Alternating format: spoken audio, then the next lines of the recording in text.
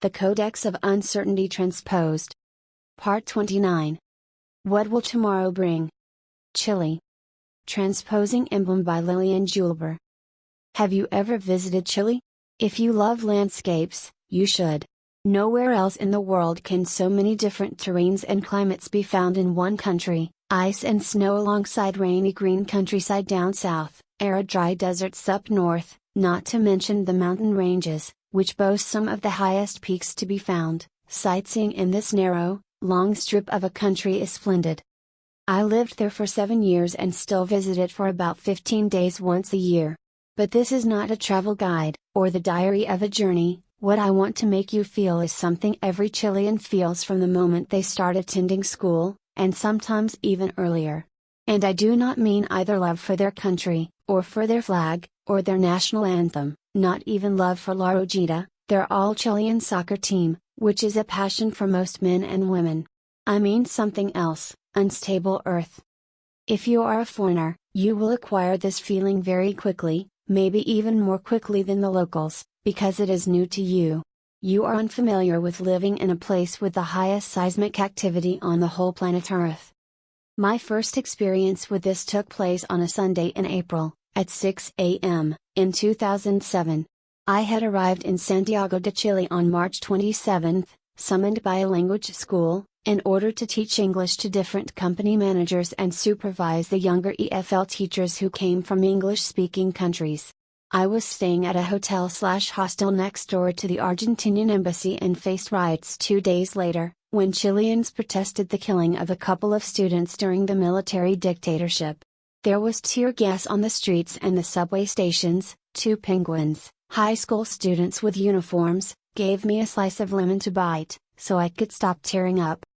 After a couple of weeks, I rented a small furnished apartment in a nice woman's backyard, in an elegant, quiet neighborhood, had started regular everyday work, and was enjoying one of my first relaxing weekends, since I had spent the previous ones looking for an apartment to rent. It was 6 a.m., I was asleep, and suddenly my bed was practically hopping on the floor, but at that moment I did not actually realize what it was, rolled over on my mattress and went back to sleep. When I finally got up, at about 9 a.m., it dawned on me that I had experienced the first little earthquake of my life. While I was having breakfast, I turned on the news and learned that the epicenter of the whole thing had been down south, that it had been announced by many very light tremors for a whole fortnight, and that a journalist who had been crossing by boat to an isolated island, together with a rescue crew planning to evacuate the people living there, and his daughter, whom he had invited on the interesting journey, had been thrown from the boat's deck. He had been rescued, but his daughter could never be found.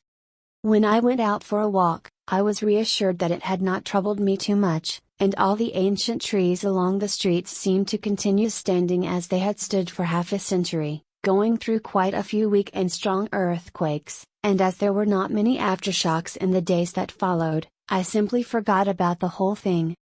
A few years went by. I had already moved to an unfurnished ground floor apartment in a posher neighborhood, and had searched for second-hand furniture and antiques in order to decorate it, when, in the evening between Friday, February 26 and Saturday, February 27, 2010, when I had just finished watching a film on my computer, had turned off the TV where a syrupy romantic singer was doing his thing on the stage of the Viña del Mar Music Festival, was about to turn off my laptop at around 2:30 a.m. The electricity suddenly went off and the glass on my floor-to-ceiling windows started to shake.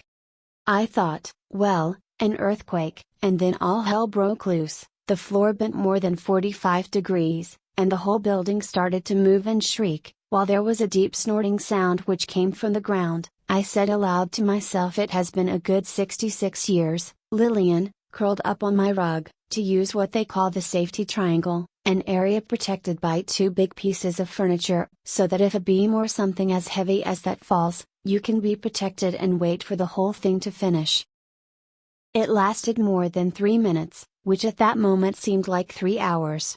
The night janitor was already banging on my door for me to leave. Doors sometimes get stuck during earthquakes, something I did not know at the time, but just looking at the 30 feet between where I was and the door made me afraid. Then, it stopped. I grabbed all my documents and my cell phone and went out, and I found everyone who lived in the building already gathered in the lobby or the garden, wearing all kinds of attire such as pajamas, shorts, etc. Most of them had been fast asleep, and it was then that I realized I was just wearing my nightgown. There was, however, an older lady who was fully dressed, even had a warm raincoat on, and was carrying a duffel bag. When I asked her how she had found the time to get dressed and gather everything, she told me that ever since the 1985 earthquake, she had slept with this raincoat hung on a hook next to her apartment's front door and the bag packed with all her medicine and basic needs. Since 1985. This was 2010. The 2010 earthquake was the second strongest in history, 8.8 on the Richter scale, only behind the 9.51 in 1960, also in Chile. Cell phones did not work, electricity, water and gas had to be disconnected just in case. Even though the blackout lasted for several days, the airport did not operate, and when it did start up again, the waiting room was a tent for several months. Many people died in both of these earthquakes and also in the 1985 one, but I survived unscathed, although my apartment required lots of repairs. Nevertheless, for more than 2 weeks I slept fully dressed, warned the janitor that I was not going to lock my door, and placed a water bottle between my front door and the frame so that the door stayed ajar. There were hundreds of aftershocks following it, light and strong, for months, and you never know whether there would be another one as strong as the first. And this is the way Chileans live, never knowing whether there will be an earthquake, or if they live near the ocean, whether there will be an earthquake not only in Chile, but somewhere in the Pacific, something that may cause a tsunami and kill thousands of people. Designated evacuation areas are everywhere, in buildings, factories, streets, and drills are performed all the time.